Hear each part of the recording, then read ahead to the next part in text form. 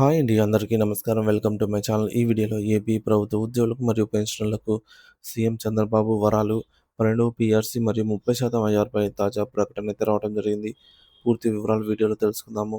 వీడియోని అయితే ఎక్కడ గాని స్కిప్ చేయకుండా ఎండ్ వరకు చూసేయండి. అప్పుడే ఇన్ఫర్మేషన్ పూర్తిగా అర్థమవుతుంది. అలాగే వీడియో చూస్తున్న ప్రతి ఒక్కరు వీడియోకి లైక్ చేయండి ఫ్రెండ్స్. ఈ వీడియోని తోటి ఉద్యోగ, పెన్షన్ మిత్రులతో అయితే షేర్ చేయండి. కొత్తగా మన ఛానల్‌ని చూస్తున్నవారు ఇంకా ఎవరైనా సబ్స్క్రైబ్ చేసుకోకుంటే వెంటనే మన ఛానల్‌ని సబ్స్క్రైబ్ చేసుకోండి. సో, దీని ద్వారా నేను చేసే లేటెస్ట్ వీడియోస్ అన్నీ మీ వరకు రీచ్ అవుతాయి. ఇక ఆలస్యం చేయకుండా వివరాల్లోకైతే వెళ్ళిపోదాము. ఫ్రెండ్స్, ఇక విషయానికొచ్చినట్లయితే ప్రభుత్వ ఉద్యోగులతో ఏపీ మంత్రుల చర్చలు ముగిశాయి. దీపావళి కానుకలను ప్రకటించబోతున్నారంటే అవును అయితే అంటున్నారు. ఆంధ్రప్రదేశ్ ఉద్యోగులు తమ డిమాండ్ల సాధన కోసం మంత్రులతో చర్చలు జరిపారు. AP civil services joint staff council సమావేశం అయితే జరిగింది. ఈ సమావేశంలో భాగంగా ఉద్యోగుల కీలక డిమాండ్లు ప్రభుత్వం దృష్టికి తీసుకెళ్లారు. 12 వేతన సవరణ సంఘాన్ని వెంటనే ఏర్పాటు చేయాలని, 30%తో మధ్యంతర భృతి ప్రకటించాలని ఉద్యోగ నేతలు కోరుకున్నారు.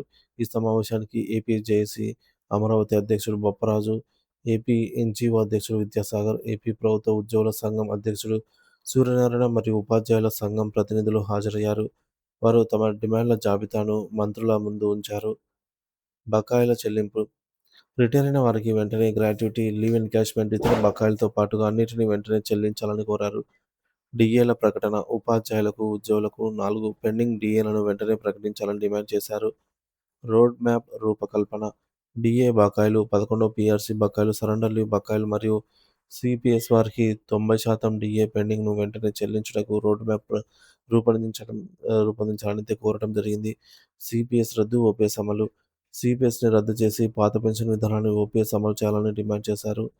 కేంద్ర ప్రభుత్వ మెమో నంబర్ 57 ప్రకారంగా అమలు 2004 సెప్టెంబర్ 1కి ముందు విడుదలైన నోటిఫికేషన్ ద్వారా రిక్రూట్ అయిన వారందరికీ కూడా కేంద్ర ప్రభుత్వం 57 మెమో నంబర్ ప్రకారంగా అమలు చేసినటువంటి పాత పెన్షన్ విధానంలోకి నిబంధనలలోకి తీసుకురావాలని డిమాండ్ చేశారు. 14% కాంట్రిబ్యూషన్ చెల్లింపులు 14% కాంట్రిబ్యూషన్‌ను ప్రభుత్వం వెంటనే చెల్లించాలని డిమాండ్ చేశారు.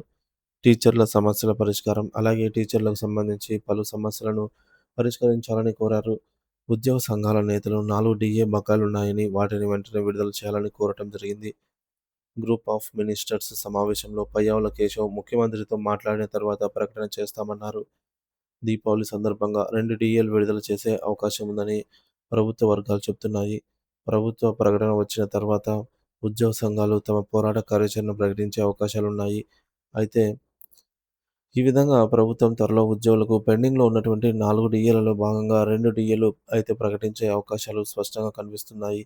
మిగతా అంశాలపై కూడా సీఎం గారు స్పష్టంగా చర్చించి ప్రకటన చేసే అవకాశం అయితే ఉన్నట్టు తెలుస్తోంది.